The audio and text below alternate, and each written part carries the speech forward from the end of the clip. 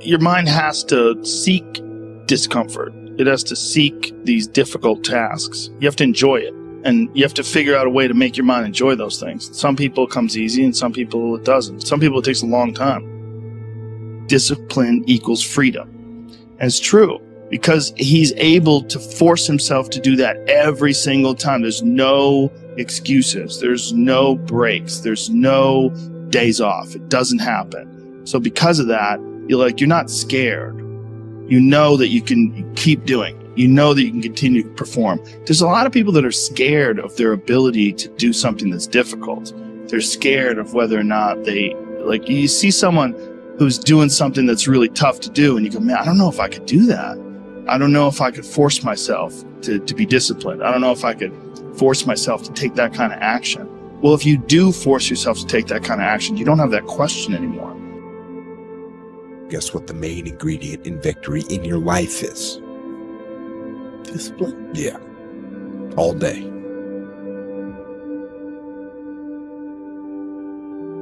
There is no shortcut. There is no hack. There's no sweatless solution. You're gonna have to work. There is always weakness to work on. Always. A lot of them. Why would we allow ourselves to make easy excuses? Why would you allow that? The SEALs didn't beat this into me. You have to have it before you even get there. Because if you're not structured and disciplined before you get there, they can't teach you while you're getting your ass kicked because you'll quit. So basically for me is once you really want to become uncommon amongst the best people in the world, you can't give yourself a way out. A common individual can stay on point for a year and they fall off. That's normal. It's that uncommon person that has, how long have you? Well, I haven't taken a day off for 6 years. You don't hear that very often. That's how you start to separate yourself. So to separate yourself, you can't allow yourself to say, oh man, for some reason, I let myself go for a week and then I just have a hard time getting back. You have to put in your mind that I don't want to be that person anymore. For me to separate myself from everybody, that's what most people do. Most people cannot be like, oh, I'm not missing a day regardless, because if I miss today, I'm going to miss tomorrow. And I know that about myself. So come hell or high water, I'm going to get it in. And you have to get the mindset of it haunts you if you don't get it in. I've had people that listen to the podcast and they've reached out to me over the past few years. And one of the main messages that they took and put into action was actually putting things into action. Whatever that was. They stopped eating sugar. They stopped sleeping in. They started waking up early. They quit playing video games for 10 or 12 or 14 hours a day. They sold that Xbox thing. There's people that have quit drinking, that quit doing drugs, and quit losing their temper. And I've heard from so many different people that have implemented change in their lives. So many letters and messages and notes. And I want you to know that these people aren't a bunch of elite special operations warriors. That's not who they are. They aren't a bunch of high-level athletes or highly screened and highly trained individuals. These are just normal people, really. But they're normal people that knew they needed to make a change. And they decided they were going to make a change, and then they made it. And that is what I do. And that is what you can do too. If you have something to change, if you want to change something, change it. Change it now.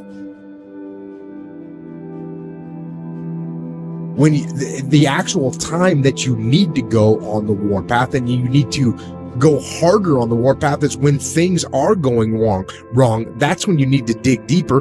That's when you need to, that's when the whole like idea of saying good, that's when it happens. When things are actually, when you're getting tested by the world.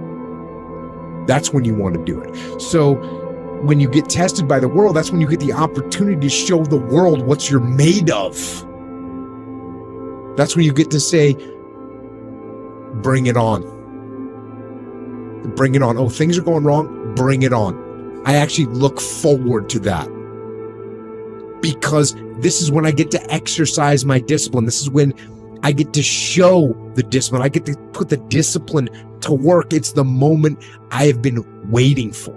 Because let's face it, if things were easy, then I could just sit around and slack off. Right? That's what could happen. When things are easy, when things are going right, that's when you actually can slack off a little bit because things are going right. I don't recommend it. I recommend actually when things are going right, you go hard. But when things are going wrong, you need to go even harder. So if everything's going wrong, it doesn't matter to me because I'm on the path. I'm going to stay on the path, on the war path. And I'm going to get my situation rectified. Stat. Other than death, all failure is psychological.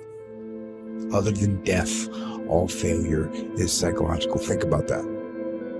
Just think about that. This failure, this upset, this catastrophe.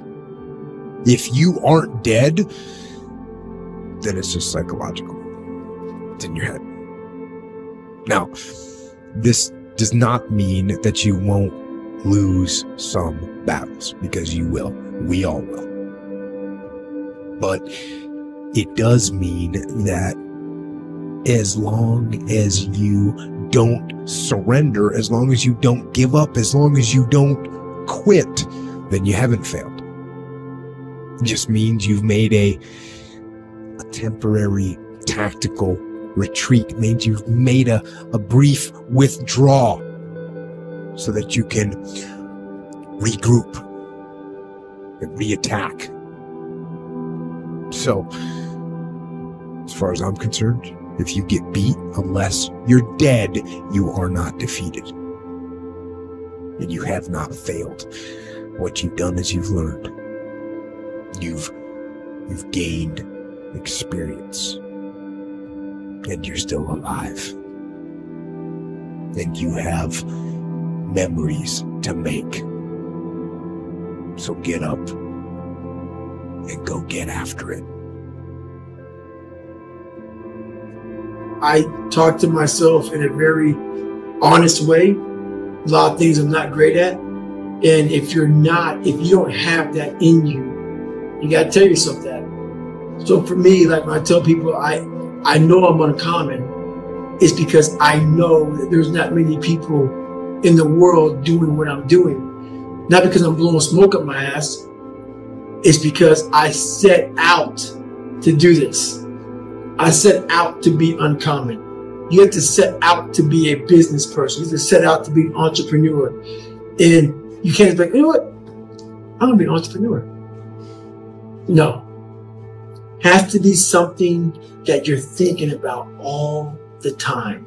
You're kind of born with it, but if the idea just doesn't leave your head and you're obsessed about, man, I really want to get this going, you're not going to give up when the time gets hard. So it's the preparation that you've put into your entire life that gets you ready for the unprepared. So what does that mean? If every day you're getting up and you're sacrificing and you're pushing hard and you're exceeding these limits every day in everything you do, your mind is slowly getting calloused. Callous is like, so my hands are callous from doing pull-ups. And you can callous your mind by continuously pushing hard at whatever you do. So calluses protect your hands. Calluses can protect your mind too. If you're constantly pushing hard, the second this crazy thing comes up you're not ready for, you really are ready for it. Because your mind's like, oh, we got harder shit than this. We can handle this also. But a weak mind, an unprepared mind, not like you know what's going to happen, but most people who come into life unprepared, that one, quick thing that happens to you that fucks you up, it's going to fuck you up real bad.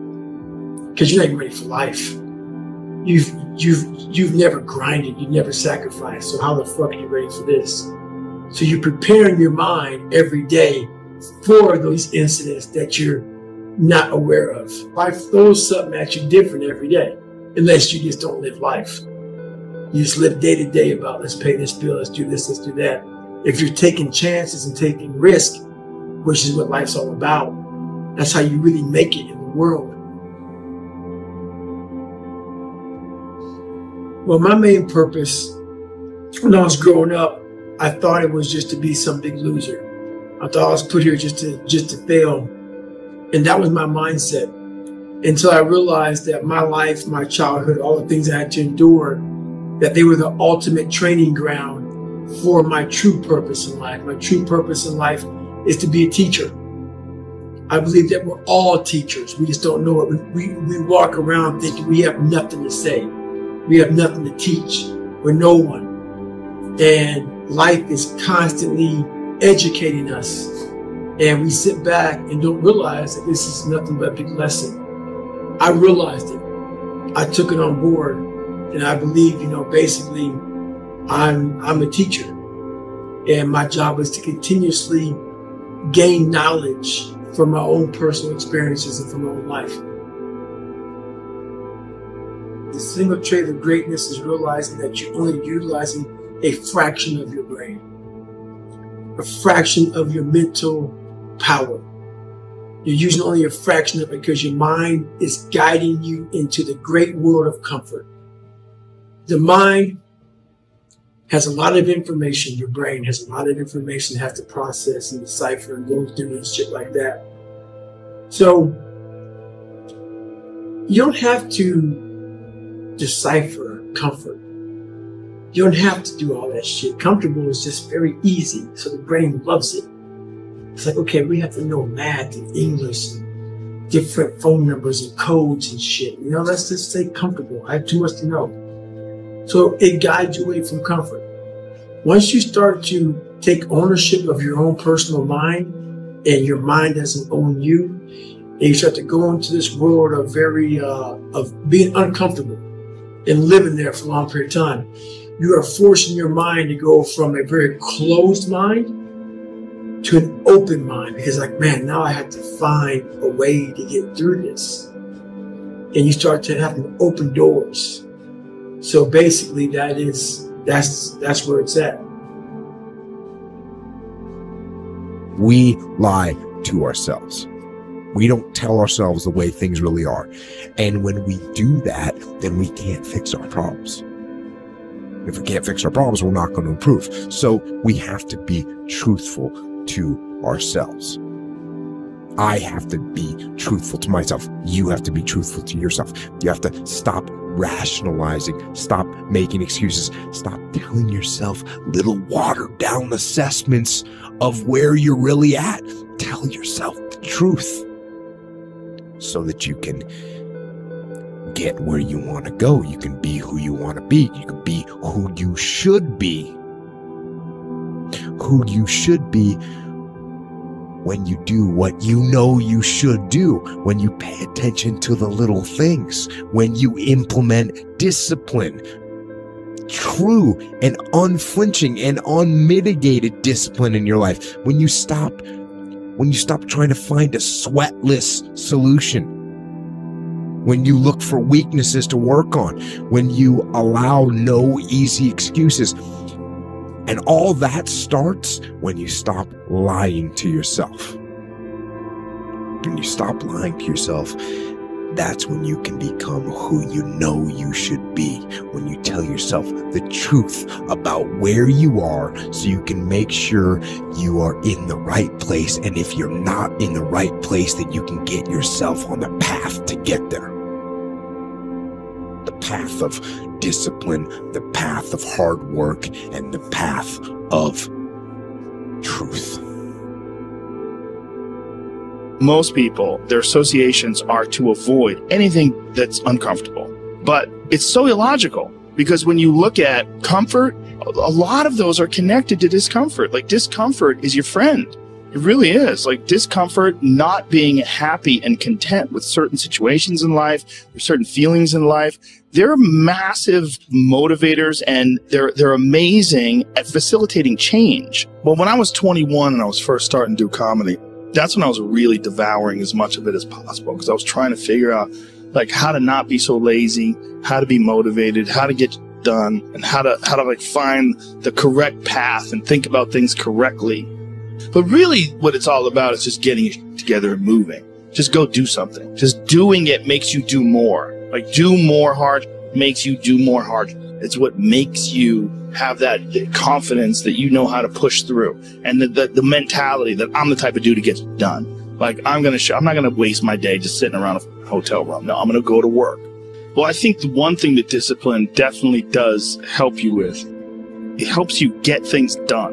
You have more success.